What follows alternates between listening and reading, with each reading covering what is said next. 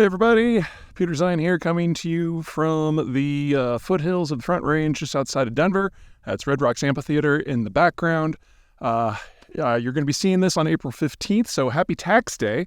Today's the 14th for me, and early in the morning local time, my time, the Iranians launched the biggest ever assault from another country into Israel since the wars that ended in the 1970s.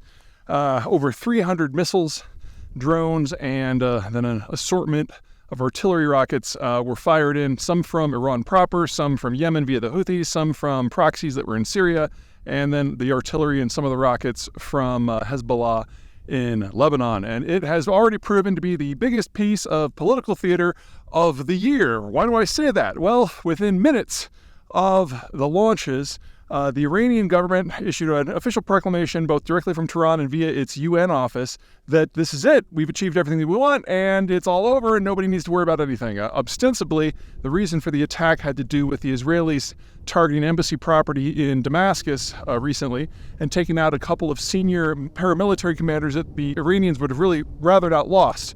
But to understand how this all fits together, we've got to go back a little bit. This all started with Gaza, and I stand by my initial position that aside from the humanitarian point of view, which is horrific, there's nothing about Gaza that matters at all. You're talking about a chunk of territory that's about 1/9 the size of Rhode Island. Nothing goes through it, nothing comes from it, and the population within it pretty much subsists on aid. It is an open-air refugee/prison camp, and it doesn't matter to anyone unless they choose to make it matter. So the assault that happened from Gaza upon Israelis in October, obviously that mattered, and obviously that was going to provoke a response from Israel that was visceral and spanned the political spectrum. But for anyone else who wants to get involved, it is a choice. No one has interest there. The Iranians have publicly referred to Hamas as animals, and there's nothing of value. But everyone has chosen to assign some degree of value to it to justify actions in other ways. As regards the Iranians, it's a way to needle the Israelis while they're really focused on something that is of interest to them. However, for the Israelis, who are in a very much let's not fuck around right now mode because of what happened back in October, they are responding with more punch than is sent against them. So, for example, this is the embassy bombing or the consulate bombing in Damascus. That left the Iranians in a weird position. They have no interest in Gaza. They have no interest in any of the things that they've thrown in Israel until yesterday. But they don't want to be losing face, especially if they're losing senior commanders. And so they launched this assault, but it was the most telegraphed assault that I have ever seen. They announced specifically what they planned to do for several days, and then the Swiss embassy, which handles diplomatic communications between the United States and Iran because we don't have direct relations, was very, very busy with the Iranians telling what sort of weapons they were going to use, where they were going to launch from, what the flight path was going to be, so that the Israelis and their allies could be capable of shooting down as much as possible so that there wasn't any damage done, so that there would be no need for another layer of retaliation. And that's exactly what went down. Between Jordan and the United States and the United Kingdom, everything was intercepted. Not one person was killed.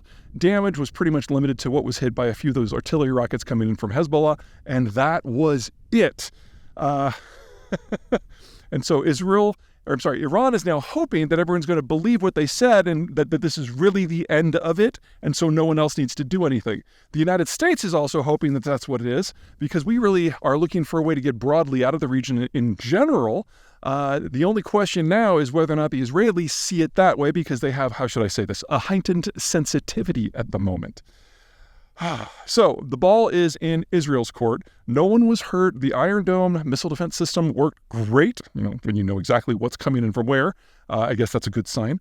But it's up to them politically to decide whether or not this is the end or not. And there's two angles to that. The first, of course, is that Israel's very, very, very, very sensitive right now and might have a knee-jerk reaction, in which case you might even see a retaliation before you see this video.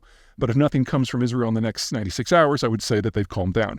The second reason is more of a personal political calculation of Benjamin Netanyahu, who's the prime minister, who realizes that if elections were held anytime soon, that he would lose in a landslide. And so anything that he can do to keep the security issue at the top of everyone's mind is something that is now in his personal best interest, and this is a way that he theoretically could do that. That's not a forecast. That's analysis. He's going to have to decide for himself whether or not that is what serves his personal interests and that of the Israeli state. All right. Is that everything? Yeah, that's everything.